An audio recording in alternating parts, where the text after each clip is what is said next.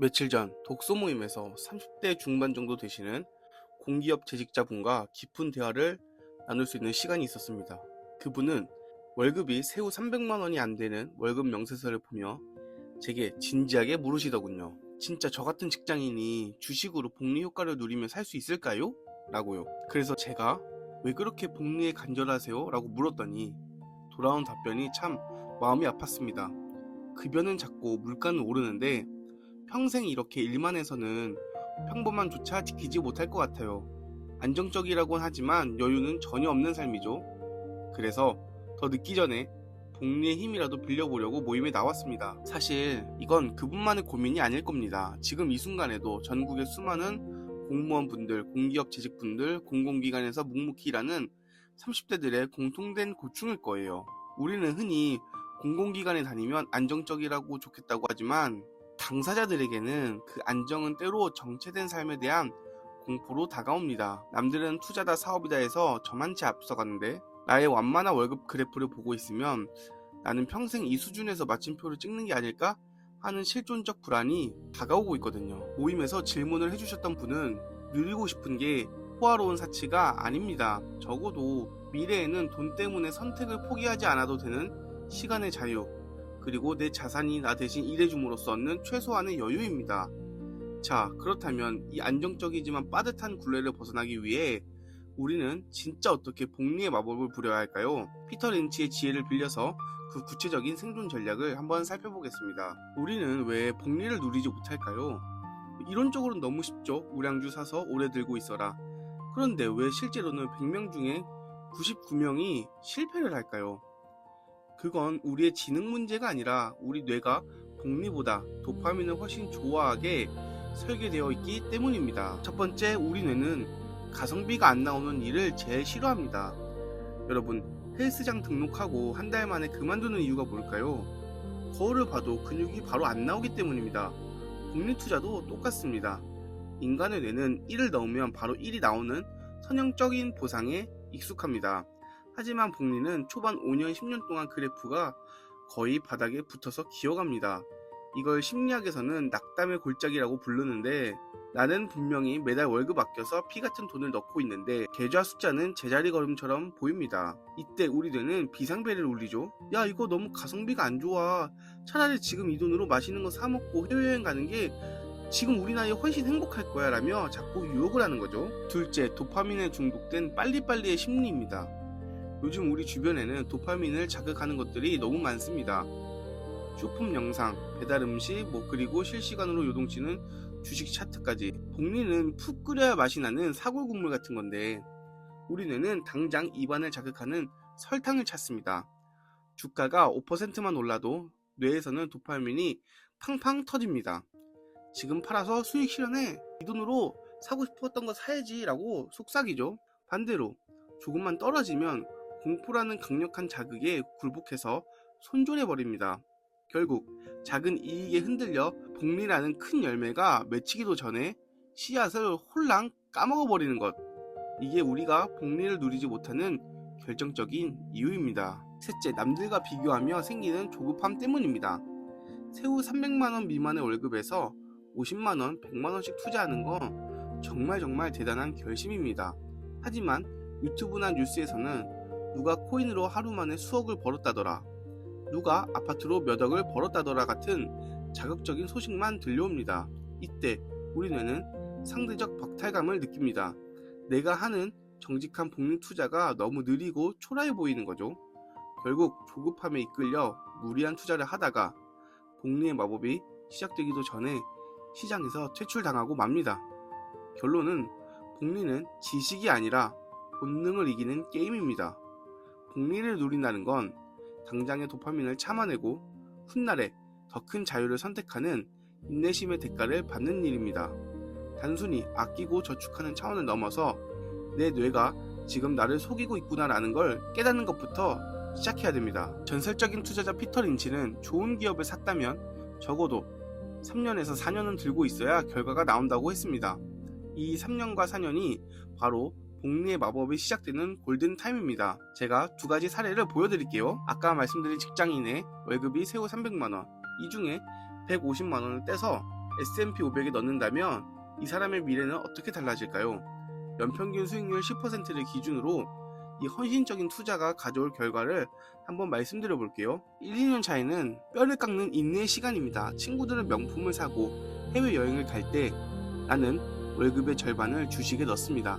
2년 뒤 원금은 3,600만 원이 되고 잔고는 약 4천만 원 정도입니다. 한 달에 150만 원이면 정말 큰 돈인데 2년 동안 모은 것 치고는 드라마틱하지 않다고 느낄 수 있습니다. 300만 원 벌어서 150만 원으로 생활하는 고통에 비해 보상이 작아 보이는 시기죠. 이때가 가장 위험합니다.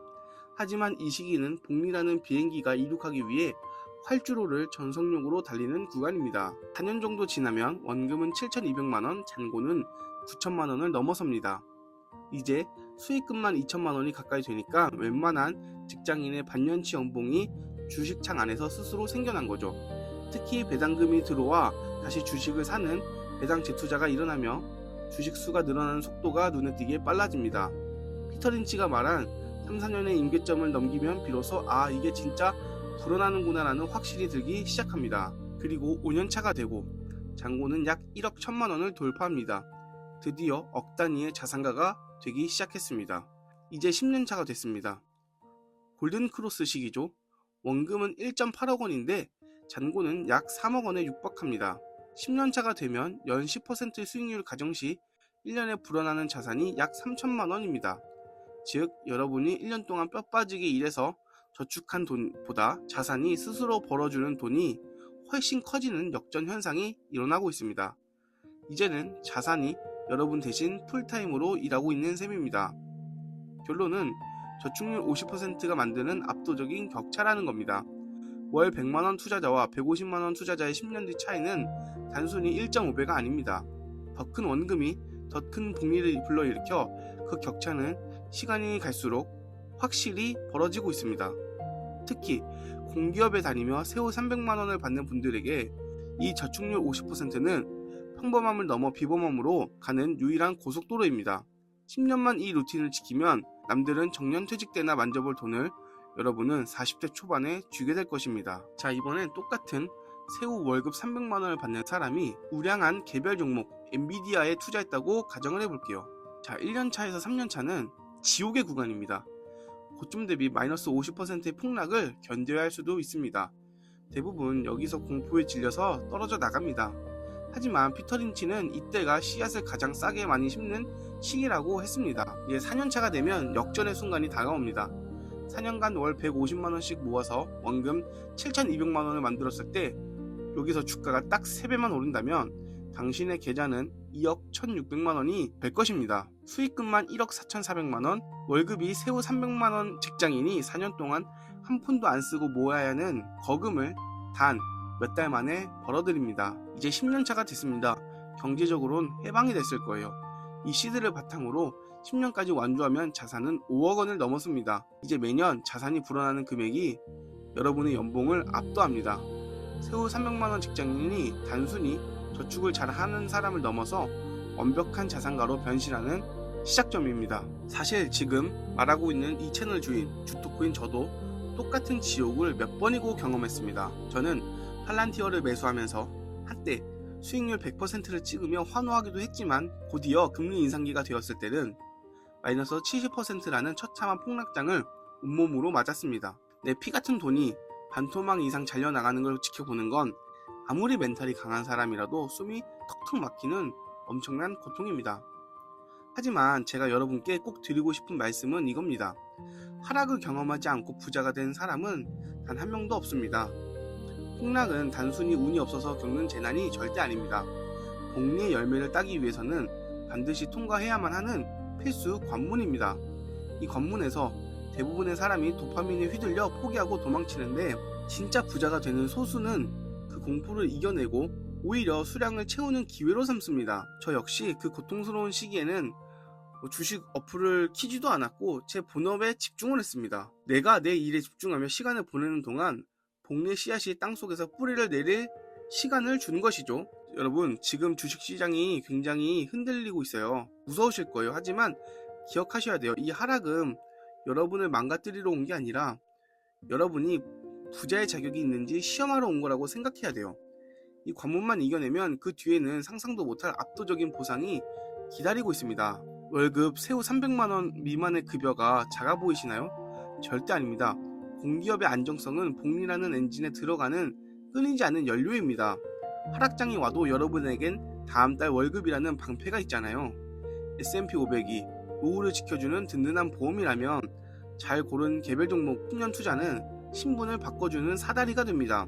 피터 린치가 말한 그 3, 4년의 지루함을 견디느냐가 10년 뒤 우리가 돈 때문에 출근하는 사람이 될지 자산이 일하게 두는 사람이 될지를 결정합니다.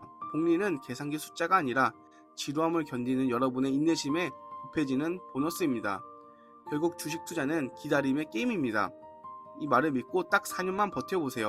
그 뒤에 펼쳐질 세상은 지금과 완전히 다를 겁니다. 감사합니다. 주토크였습니다.